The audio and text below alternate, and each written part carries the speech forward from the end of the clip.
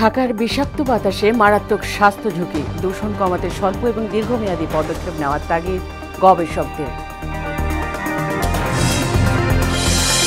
দেশজুড়ে এখনও ডেঙ্গু আতঙ্ক, 24 ঘন্টায় 7 জনের মৃত্যু, সর্বোচ্চ সতর্কতার পরামর্শ স্বাস্থ্য বিভাগের। বরগুনার পাথরঘাটায় খাল এবং গাছ কেটে চলছে জমি দখলের মহোৎসব, একে অপরকে দুষছে বন বিভাগ এবং পানি উন্নয়ন বোর্ড।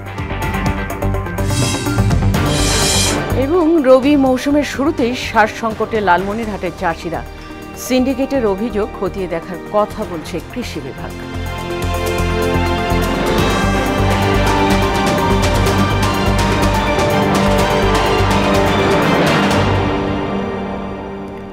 আসসালামু আলাইকুম, সবাইকে মোহনা সংবাদে স্বাগত। শুনছিলেন শিরোনাম, সঙ্গে আছি ফাতেমা রশিদ।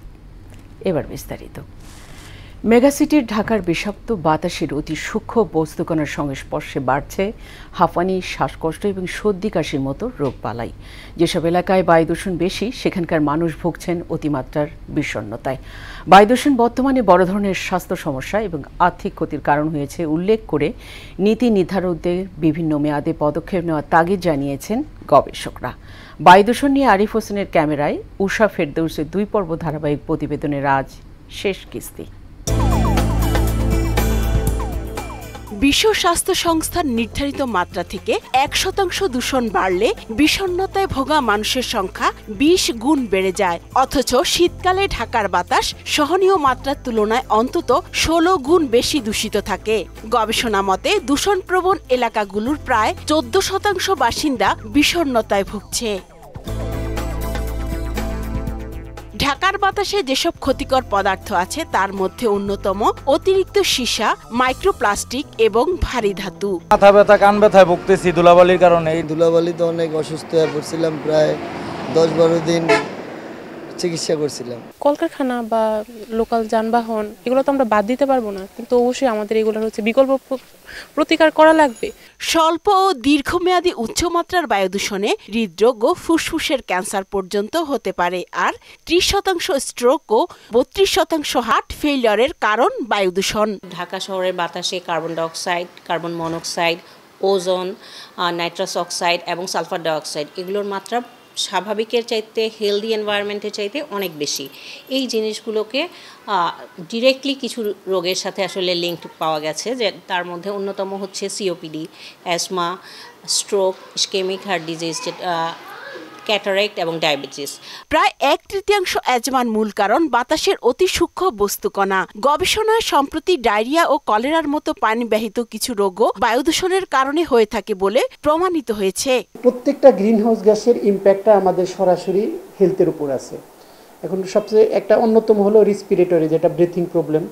এটা বাংলাদেশের ম্যাক্সিমাম মানুষের ক্ষেত্রে প্রবলেমটা দেখা যাচ্ছে। ফরেস্টের পরিমাণ যেহেতু শহর অঞ্চলে কম, আশেপাশের যে ওয়াটার এলাকা আছে ওয়াটারে এটা অ্যাবজর্ব করে নেয়, সয়েলে অ্যাবজর্ব করে নেয় এই কার্বনগুলো। কিন্তু যেহেতু আমার সয়েলের পরিমাণ কম ঢাকা শহরে, তারপরে ওয়াটার বডিসের পরিমাণ কম, তাহলে কোথায় যাবে? এটা মানুষের শরীরে অনেক অ্যাবজর্ব হচ্ছে কিছু কিছু, যেহেতু তার অন্যান্য অল্টারনেট পাচ্ছে না। ঢাকার বাতাসে অতি সূক্ষ্ম পদার্থ স্বাভাবিকের চেয়ে 5 গুণ বেশি ভেসে বেড়াচ্ছে। বিশেষজ্ঞরা বলছেন, নীতি নির্ধারকের উদাসীনতায় পরিস্থিতি কেবল অবনতির দিকে যাচ্ছে। উষা ফেরদৌস, মোহনা সংবাদ, ঢাকা। ডেঙ্গু জ্বরে আক্রান্ত হয়ে গত 24 ঘন্টায় আরও 7 জনের মৃত্যু হয়েছে। এ সময় নতুন করে আরও 837 জন হাসপাতালে ভর্তি হয়েছেন। বৃহস্পতিবার রাতে স্বাস্থ্য অধিদপ্তরের ডেঙ্গু বিষয়ক প্রতিবেদনে এ তথ্য জানানো হয়। হাসপাতালে ভর্তি হওয়াদের মধ্যে ঢাকা সিটি কর্পোরেশনের 286 জন এবং বাকিরা ঢাকার বাইরের। এ সময় হাসপাতাল থেকে ছাড়া পেয়েছেন 890 জন। এছাড়াও চলতি বছর এখন পর্যন্ত ডেঙ্গুতে আক্রান্ত হয়ে হাসপাতালে ভর্তি হয়েছেন 90,440 জন। এর মধ্যে ছাড়পত্র পেয়েছেন 86,693 জন। মারা গেছেন 482 জন। সারা দেশের মতো ময়মনসিংহে প্রতিদিন বাড়ছে ডেঙ্গু আক্রান্তের সংখ্যা। সেখানকার পরিস্থিতি জানাতে সরাসরি যুক্ত হচ্ছেন সহকর্মী রুবায়েত বাপ্পিস। রুবায়েত, ময়মনসিংহে প্রতিদিন ডেঙ্গুতে আক্রান্তের গড় কেমন দেখছেন? সেখানকার হাসপাতালগুলোতে চাপ কেমন রয়েছে?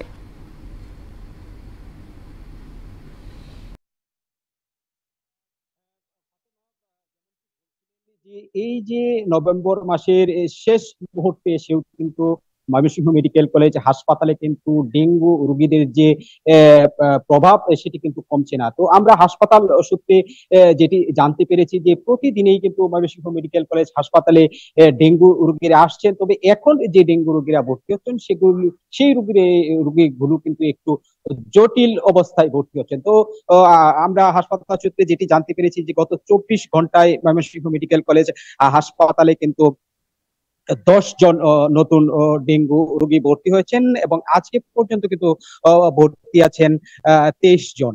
এর মধ্যে পুরুষ 13 জন, নারী 8 জন এবং 2 জন শিশু রোগী রয়েছে। তো ফাতেমা, আমরা যে বিষয়টি দেখেছি যে বিগত দিনে যে হারে ডেঙ্গু রোগী হাসপাতালে ভর্তি হয়েছিলেন সেই হার কিন্তু কিছুটা কমেছে, তবে এখন যারা ভর্তি হচ্ছেন তাদের যে অবস্থা, শারীরিক অবস্থা কিন্তু অনেকটাই জটিল বলে জানিয়েছেন চিকিৎসকরা, যে কারণে কিন্তু চিকিৎসকরা বলছেন যে এখন যে পরিস্থিতি, যে দুর্বলতা নিয়ে রোগীরা আসছেন সেটি কিন্তু অতীতে আসেনি, যে কারণে সবাইকে কিন্তু সতর্ক হওয়ার জন্য পরামর্শ দিয়েছেন। তাছাড়া ময়মনসিংহ মেডিকেলে কিন্তু এবছর এ পর্যন্ত 13 জন ডেঙ্গু রোগী মারা গেছেন। তো প্রতিদিনই ডেঙ্গু রোগীরা আসছেন এবং হাসপাতাল কর্তৃপক্ষ কিন্তু সাধ্যমতো তাদের চিকিৎসা দিচ্ছেন এবং অনেকেই সুস্থ হয়ে বাড়ি ফিরছেন। তো ফাতেমা, এই ছিল আমার কাছে ময়মনসিংহ মেডিকেল কলেজ হাসপাতাল থেকে ডেঙ্গু পরিস্থিতি নিয়ে সর্বশেষ। ফাতেমা। রুবায়েত, আপনাকে ধন্যবাদ। বরগুনার পাথরঘাটার ছোট বড় খাল এবং বেড়িবাঁধের গাছ কেটে চলছে জমি দখলের মহোৎসব। দখলের পর সেখানে ভরাট করে বাড়িঘর, ব্যবসা প্রতিষ্ঠান সহ বিভিন্ন স্থাপনা তৈরি করছে প্রভাবশালীরা। অভিযোগ আছে পানি উন্নয়ন বোর্ডের কিছু অসাধু কর্মকর্তা ও বন বিভাগের কর্মকর্তাদের ম্যানেজ করেই নির্মাণ করা হচ্ছে এসব স্থাপনা। যদিও বন বিভাগ এবং পানি উন্নয়ন বোর্ডের কর্তারা দুষছেন একে অপরকে। সুমন মোল্লার প্রতিবেদন, জানাচ্ছেন মাহমুদ হোসেন। সরকারি নিষেধাজ্ঞাকে বৃদ্ধাঙ্গুলি দেখিয়ে বরগুনার পাথরঘাটা উপজেলায় এভাবেই চলছে খাল ভরাট ও বেড়িবাঁধ দখলের পর সেসব জায়গায় রাতারাতি গড়ে উঠছে পাকা বাড়ি ও ব্যবসা প্রতিষ্ঠান। তাদের সহযোগিতা করছে খোদ বন বিভাগ ও পানি উন্নয়ন বোর্ডের কিছু কর্তা। দখলের কারণে পানি নিষ্কাশন না হয় বর্ষা মৌসুমে সামান্য বৃষ্টিতেই জলাবদ্ধতায় ব্যাপক ক্ষতির মুখে পড়েছেন অসংখ্য কৃষক। উপজেলার বাদুরতলা বাজার, হরিণঘাটা পর্যটন কেন্দ্র ও টেংরা বাজার সংলগ্ন বেড়িবাঁধ, পদ্মা সুলিশ বাজার, চরদুয়ানি বাজার, খলিফারহাট বাজার, কাকচিড়া বাজার সহ সব ইউনিয়নেই একই চিত্র। এ ব্যাপারে প্রশাসনের নীরব ভূমিকায় ক্ষুব্ধ উপজেলাবাসী। আমার সাথে কথা হয়েছে যে টাকা দিলে ফরেস্টার গড় তুলে দেবে। কৃষকের সব জমি ফসল এই নষ্ট হয়ে যেতেছে শুধু এই খাল এই বগাটের জন্য। ঘুষ দিতে হইবে, জায়গা ব্যস্ত হইলে জমি আমার নিজের। টাকা দেবেন ঘর উঠবে, টাকা দেবেন না ঘর ভেঙে জ্বালাই যাবে। এটা সাহেব অফ অফিস ফরেস্ট ক্ষমতার অপব্যবহার করি অবৈধভাবে ঘরগুলো সব দখল নিছে। সরকারি গ্যাস কেন উঠলো তার একটা এখানে তল্লাশিও চলে নাই। সরকার যখন জমি চাইবে তখন সাইডে যেতে বাধ্য থাকে। পাল্টাপাল্টি অভিযোগে বন বিভাগ কর্মকর্তারা বলছে পানি উন্নয়ন বোর্ডের কর্মকর্তাদের মোটা অঙ্ক দিয়ে ভূমিদস্যুরা এসব স্থাপনা নির্মাণ করছে। পরিকল্পিতভাবে তারা কিছু বিনিময় করিয়া এই ঘরগুলা উঠায়। আমরা কয়েকবার বাংসি দেন আমাকে বনায়ন, যে ট্যাংরা দেখছেন বাজারের ওই পাশে আমাকে বনায়ন করে, তার ভিতরে বনায়নের ভিতরেও জোর করে ঘর উঠায়। আর পানি উন্নয়ন বোর্ডের কর্তারা অভিযোগের আঙুল তুলছে বন বিভাগের দিকে। ওরা বন বিভাগকে ম্যানেজ করে ঘর তুলতেছে। আমি কয়েকবার ঘর ভেঙে দিয়ে আসছি এবং আমি যৌথ বানিয়েও পাঠাইছি। এখান থেকে এলাকাবাসীর সাথে কথা বলতে পারেন। এখান থেকে দ্রুততম সময়ের মধ্যে খাল পুনরুদ্ধার করে পানির স্বাভাবিক প্রবাহ ফিরিয়ে আনার দাবি উপজেলাবাসীর। আফরিন পপি, মোহনা সংবাদ। রবি মৌসুমের শুরুতে লালমনিরহাটে চাষিরা সার সংকটে পড়েছেন। সরকার নির্ধারিত দামে মিলছে না কোথাও। চাষিদের অভিযোগ, কৃষকদের কাছে বিক্রি না করে অতিরিক্ত দামে খুচরা বিক্রেতাদের কাছে সার বিক্রি করছেন ডিলাররা। তবে সার মজুদ পাওয়া গেলে ডিলারদের বিরুদ্ধে ব্যবস্থা নেবে কৃষি বিভাগ। সুমন খানের প্রতিবেদন, জানাচ্ছেন বুশরাত জাহান। চলতি মৌসুমে লালমনিরহাটের কৃষকরা কেবলই ভুট্টার বীজ রোপণ শুরু করেছে। এরই মধ্যে দেখা দিয়েছে সার সংকট। আশঙ্কা করা হচ্ছে পুরোদমে চাষাবাদ শুরু হলে সার সংকট আরও তীব্র হতে পারে। কৃষকদের অভিযোগ, সিন্ডিকেটের মাধ্যমে সারের কৃত্রিম সংকট সৃষ্টি করে বাড়তি টাকা হাতিয়ে নিচ্ছে ডিলার সহ খুচরা বিক্রেতারা।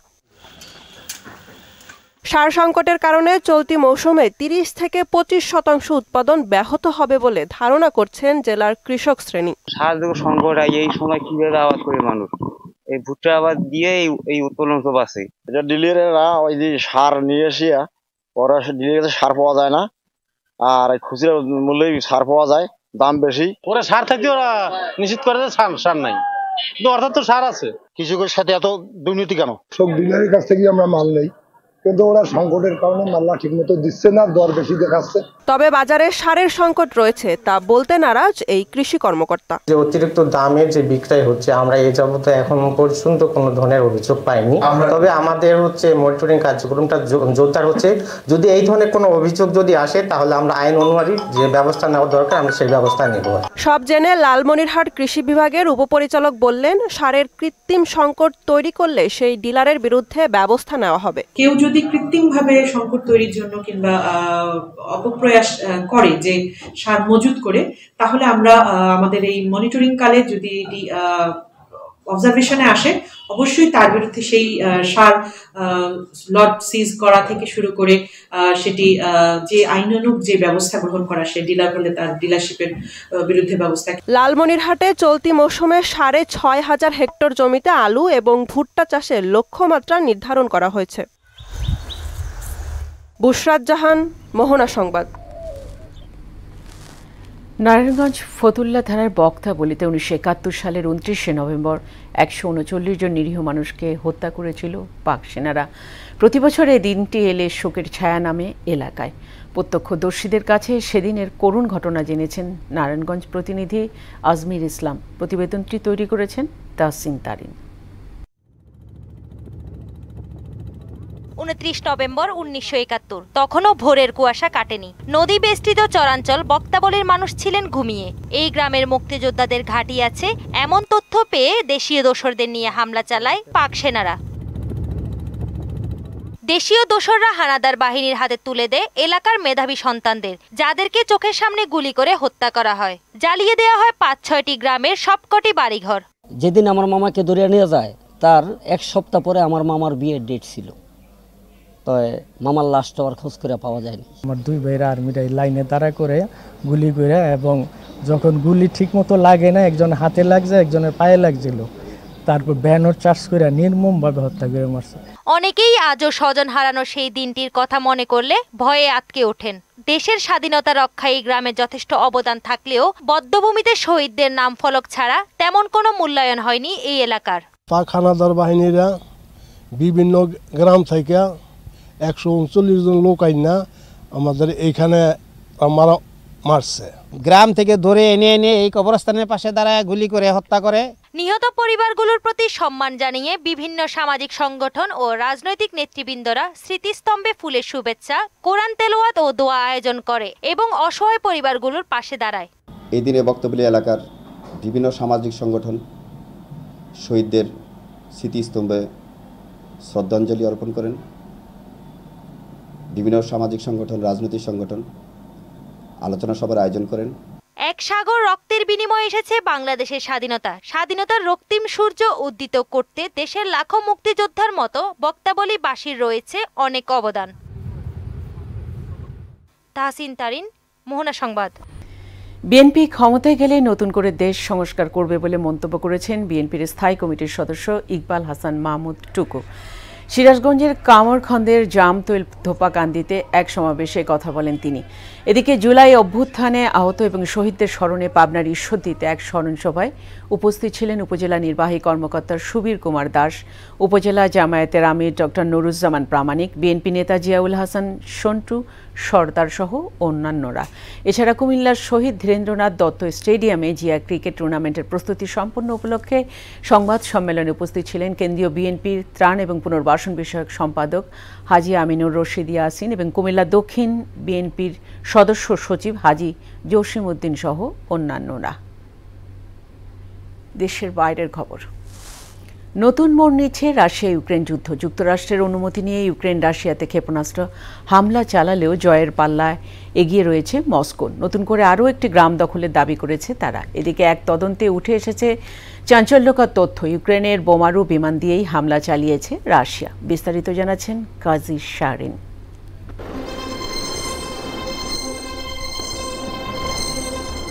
প্রায় বছরের যুদ্ধে ইউক্রেনকে পুরোপুরি চাপের মধ্যে রাখতে পেরেছে রাশিয়া। চলতি বছর ইউক্রেনের ২৭০০ বর্গ কিলোমিটার এলাকা দখল করে নিয়েছে মস্কো। নতুন করে যোগ হলো আরও একটি গ্রাম। পূর্ব ইউক্রেনের কুরাখোভের দনেক্স অঞ্চলের কাছাকাছি নোভা ইলিঙ্কা বসতির পুরোপুরি নিয়ন্ত্রণ নিয়েছে রুশ বাহিনী। তবে গ্রামটি দখলের বিষয়টি এখনও স্বীকার করেনি ইউক্রেন।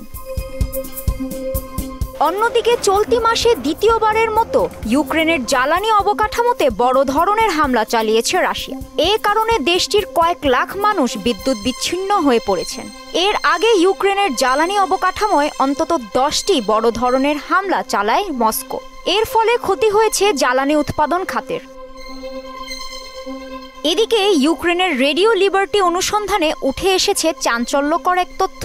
ইউক্রেনের বোমারু বিমান দিয়ে ইউক্রেনে হামলা চালিয়েছে রাশিয়া। ঘটনাটি 1999 সালের। ইউক্রেনের 8টি TU-160 বোমারু বিমান, 3টি TU-95MS বোমারু বিমান এবং 575টি KH-55 ক্রুজ ক্ষেপণাস্ত্র হস্তান্তর করেছিল। এসব অস্ত্রের বিনিময়ে $275 মিলিয়ন গ্যাস ঋণ মওকুফ করিয়ে নেয় দেশটি। বিমানের পুরনো সিরিয়াল নম্বরগুলো আর্কাইভ এবং এভিয়েশনের রেজিস্ট্রির তথ্যের সঙ্গে মিলিয়ে শনাক্ত করা হয়েছে বলে জানিয়েছে কিয়েভ ইন্ডিপেন্ডেন্ট। কাজী শাহরিন, মোহনা সংবাদ। দর্শক, এই পর্যায়ে সবাইকে আমন্ত্রণ জানাচ্ছি সংবাদপত্রের পর্যালোচনা ভিত্তিক পত্রিকার চোখে দেশ অনুষ্ঠানে।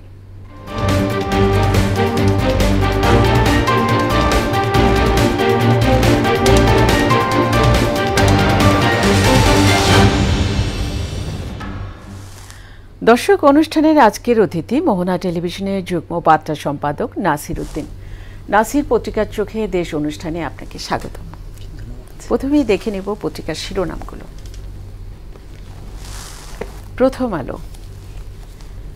চাহিদা মতো টাকা তুলতে পারবেন গ্রাহকরা, জরুরি সংস্কারগুলো শেষ করে নির্বাচনের তারিখ জানানো হবে। দৈনিক ইত্তেফাক। রবিবার থেকে দুর্বল ব্যাংকগুলো থেকে চাহিদা অনুযায়ী টাকা পাবেন সব গ্রাহক, গভর্নর। বিশৃঙ্খলার পেছনে উদ্দেশ্যমূলক ইন্ধন রয়েছে সেনাবাহিনী। সমকাল। আলোচনায় জাতীয় ঐক্য কিভাবে হবে স্পষ্ট নয়, গণমাধ্যমের স্বাধীনতা রক্ষার প্রতিশ্রুতি রাজনীতিবিদদের। বাংলাদেশ প্রতিদিন। শৃঙ্খলা ফেরানোর কঠিন পরীক্ষা, ইসকন নিয়ে তোলপাড়। যুগান্তর। ইসকন ইস্যু, রাষ্ট্র সর্বোচ্চ অগ্রাধিকার দিয়ে বিষয়টি দেখছে। খেলাপি ঋণের লাগামহীন ঊর্ধ্বগতি, IMF এর প্রশ্নের মুখে পড়বে সরকার। বণিক বার্তা। তারল্য সংকটে থাকা 6 ব্যাংকে 22,500 কোটি টাকা ধার কেন্দ্রীয় ব্যাংকের। এখনও মানসিক ধাক্কা সামলে উঠতে পারেননি গণ অভ্যুত্থানের হতাহতের চিকিৎসায় নিয়োজিতরা। The Daily Star. Academic life of 40,000 in desiring. Political parties strongly endorse press freedom. আমরা সবগুলো পত্রিকার শিরোনাম দেখে নিলাম। আপনার কাছে আলোচনায় আসতে চাই যে ইস্যুটা নিয়ে, যে সমকাল একটা শিরোনাম করেছে, সব পত্রিকায় আমরা দেখেছি এই শিরোনামটা আছে। তো এটা নিয়ে আপনার কাছে ফিরতে চাই যে আলোচনায় জাতীয় ঐক্য কিভাবে হবে স্পষ্ট নয়, এটা নিয়ে আপনার কাছে আলোচনায় আসতে চাই। জাতীয় ঐক্য কথাটি আসছে বিএনপি প্রতিনিধি দল যখন প্রধান উপদেষ্টার সঙ্গে বৈঠক করলেন গত পরশু, তিনি বলছিলেন যে যেহেতু নানান সংকট চলছে দেশে, আমরা দেখছিলাম ছাত্ররা, শিক্ষার্থীরা, কলেজ শিক্ষার্থীরা আন্দোলন, ভাঙচুর, সংঘর্ষ, এবং এরপরে ইসকন ইস্যুটা সামনে আসলো। সেখানে তো চট্টগ্রাম উত্তাল, পুরো দেশেই এক ধরনের উত্তাল অবস্থা। এইসব সংকট যখন সামনে আসছে তখন তারা ষড়যন্ত্রর এক ধরনের চিন্তা থেকেই তারা বলছে যে এইসব সংকট মোকাবেলার ক্ষেত্রে জাতীয় ঐক্য দরকার। বিএনপি বলেছে গত পরশু, এবং গতকালকে জামায়াত ইসলাম দেখা করতে গিয়েছে ডক্টর ইউনূসের সঙ্গে। জামায়াত ইসলামও বলছে যে হ্যাঁ, জাতীয় ঐক্যটা দরকার। তারা যে হেডলাইন করেছে যে স্পষ্ট নয় ঐক্যের পথ কোনটি, কিভাবে ঐক্যটা হবে। এইখানে একটা বিষয় কি, নানা ইস্যুতে কিন্তু রাজনৈতিক দলগুলো যে একেবারেই একই প্ল্যাটফর্মে আছে তেমনটা কিন্তু না। যেমন দেখতে পারি যে সংবিধানের যখন সংশোধনের কথা উঠছিল, বা রাষ্ট্রপতি যখন অপসারণ নিয়ে ছাত্ররা খুব বেশি আন্দোলনে নেমে গেল, তখন কিন্তু সব দল কিংবা সব মত একসঙ্গেই সেই ইস্যুগুলোতে এক হয়নি, একই মতবাদ দেখায়নি। এই জায়গাগুলোতে যেমন ভিন্নতা ছিল, তবে এই সংকট মোকাবিলার ক্ষেত্রে যে দুটি বড় রাজনৈতিক দল এই মুহূর্তে বাংলাদেশে পারফর্ম করছে, তারা বলছে যে হ্যাঁ ঠিক আছে, জাতীয় ঐক্যটা দরকার, এবং ছাত্ররা তো জাতীয় ঐক্যের কথা বলেই আসছে। এখন যে জায়গাটা স্পষ্ট নয়, জাতীয় ঐক্য হওয়ার ক্ষেত্রে কোন কোন বিষয়গুলোকে তার ঐক্য হবে, পুরো প্রক্রিয়া থেকে জাতীয় ঐক্য হবে। আমি ধরে নিতে পারি নির্বাচন, ধরে নিতে পারি সংস্কার, ধরতে পারি এই ধরনের সংকট মোকাবেলার ক্ষেত্রে পুরো প্রক্রিয়া থেকে জাতীয় ঐক্য চিন্তা করছে, নাকি শুধু সংকট মোকাবেলার ক্ষেত্রে, নাকি নির্বাচনের তারিখ নিয়েও কিন্তু এক একজনের এক এক ধরনের এখানে চাওয়া পাওয়া আশা আকাঙ্ক্ষা আছে, সেই জায়গাতেও কি তারা জাতীয় ঐক্যের চিন্তা করছে? এই সব কিছু বিষয় নিয়ে একটু ঘোলাটে ভাব। তবে এখন পর্যন্ত যেটা মনে করা যায়, তারা জাতীয় ঐক্যটার দিকে চিন্তা করছে যে এই ধরনের সংকট, যে সংকটগুলোর সামনে আসলে আওয়ামী লীগের মতো যারা ফেসিবাদ বলছে আওয়ামী লীগ ফিরে আসতে পারে, সেই ধরনের স্পর্শকাতর জায়গাগুলোতে হয়তো তারা জাতীয় ঐক্য চাচ্ছে, যাতে করে এদেরকে মোকাবেলা করা যায়। এটাই আপাতত মনে হচ্ছে। তবে পুরো প্রক্রিয়ার ক্ষেত্রে জাতীয় ঐক্য চাই কিনা সেটা নিয়ে একটু বুঝতে সময় লাগতে পারে হয়তো। আচ্ছা, আমরা দেখেছি যে প্রথম আলো একটা শিরোনাম করেছে যে চাহিদা মতো টাকা তুলতে পারবেন গ্রাহকরা।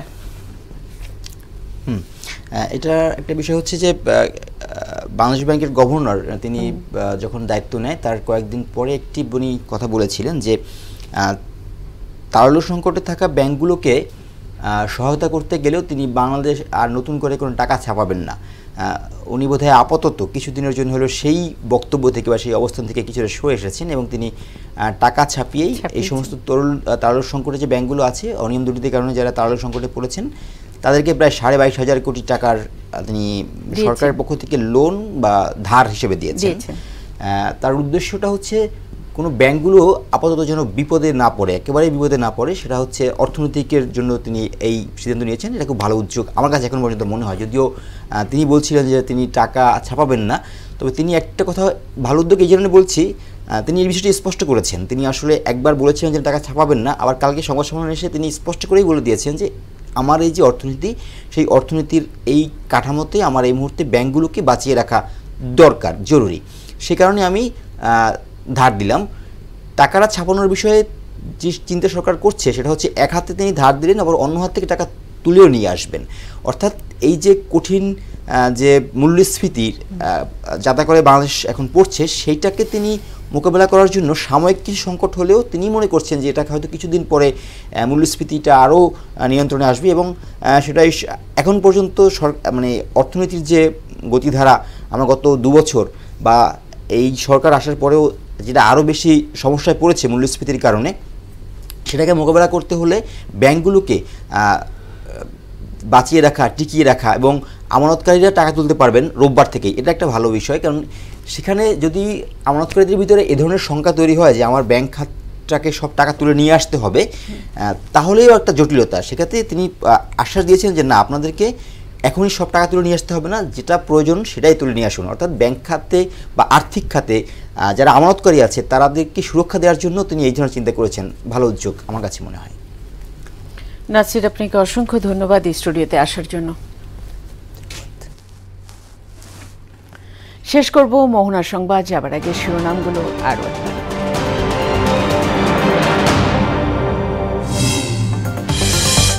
ঢাকার বিষাক্ত বাতাসে মারাত্মক স্বাস্থ্য ঝুঁকি, দূষণ কমাতে স্বল্প ও দীর্ঘমেয়াদী পদক্ষেপ নেওয়ার তাগিদ গবেষকদের।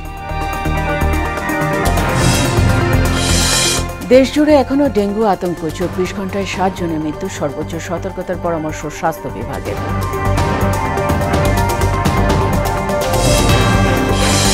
বরগুনার পাথরঘাটায় খাল এবং গাছ কেটে চলছে জমি দখলের মহোৎসব, একে অপরকে দুষছে বন বিভাগ ও পানি উন্নয়ন বোর্ড।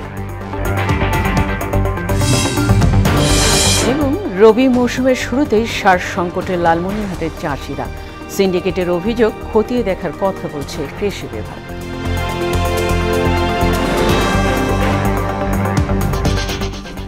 এই ছিল মোহনা সংবাদে। পরবর্তী সংবাদ দুপুর 1টায়। এর আগের সংবাদ এক নজরে দেখবেন দুপুর 12টায়। মোহনার সবশেষ খবর জানতে ভিজিট করুন www.mohana.tv। সংবাদ দেখতে পারেন ফেসবুকে, ইউটিউবেও। এতক্ষণ সঙ্গে থাকার জন্য সবাইকে ধন্যবাদ।